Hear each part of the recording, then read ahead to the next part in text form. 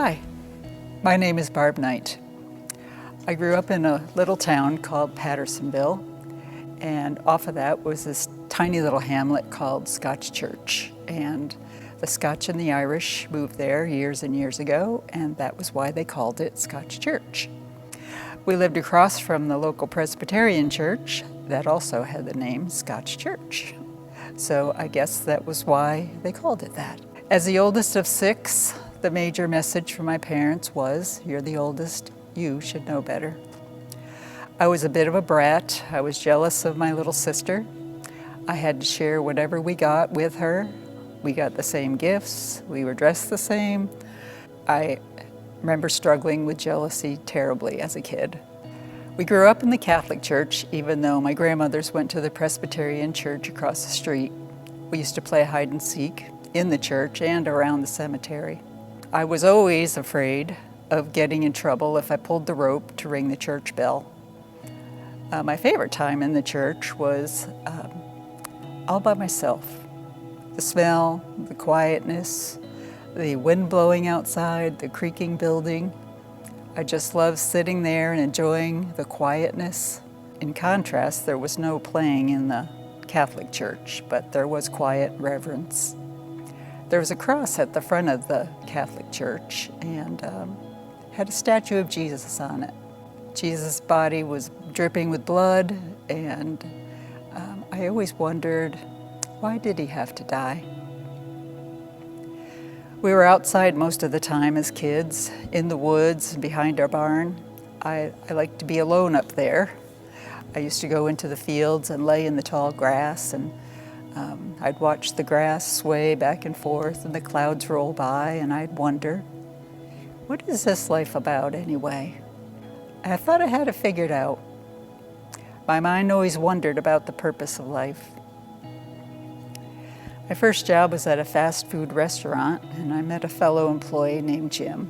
And when he saw something that wasn't right, he would call people out on their bad behavior. He invited me to his church, and it was an evangelizing community of believers. During the invitation time at that church service, he invited me to go forward if I wanted to, and said he would go with me. I immediately became extremely anxious and excused myself and told him I had to go, and got in my car and drove 80 miles an hour away from there as fast as I could. Over the years, I had many encounters with members of that church. They would go door to door preaching and evangelizing, and I thought going to church was enough and that I would be okay. We had grown up on this farm, and my dad always encouraged me to drive the tractors and help with the haying, and eventually to drive trucks because he was a truck driver. So I did. I drove a milk truck and a delivery truck and an oversized dump truck on a construction site. I also owned a 1969 Pontiac Judge, with which I received many speeding tickets. I didn't get any sympathy from Dad when my insurance went up to $2,000 a year back in 1978. I never dated, so when the first guy that paid attention to me came along, I married. I still had a jealous side, so I was in a big hurry to beat my sister to the altar. All the signs were there that this marriage wasn't going to be successful. I had a very self-righteous attitude to do everything according to the church. Get married first, have children. Unfortunately, it was a very verbally destructive relationship, and in my despair and in my retaliation, I became someone I never imagined I could be. I was hurtful, I was resentful, I was bitter, and I was enraged, and I was constantly angry. One evening, though, I watched a show on TV by Pat Robertson. It was called Don't Ask Me, Ask God. It asked a lot of questions and answered those same questions. Why was there suffering in the world? Why bad things happen to good people? Why evil in the world? And how can we all be a better person? After that, I started reading my Bible.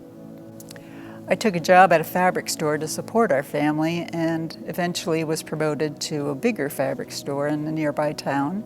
And the Lord kept sending me ladies to hire that loved and followed Jesus. And they encouraged me to follow him as well. During that time, my husband and I were separated and preparing for divorce, and it was rough. The girls were hurting and they were suffering, and I tried real hard not to say anything disparaging about their dad. But the pressure of failure of this marriage had become really heavy on me. I guess deep down I thought I should have known better. I was fired from the fabric store, and shortly after that I was fired from a greeting card store. And then I took a job at a small newspaper, selling advertising in the midst of this whole whirlwind of jobs and this whole big divorce process. I was driving around one day in the advertising job, and I was listening to Joyce Meyer on the radio. And during her invitation, I pulled over to the side of the road and I told the Lord that I had really made a mess of my whole life, and that I was giving it to him and that he could have control of it.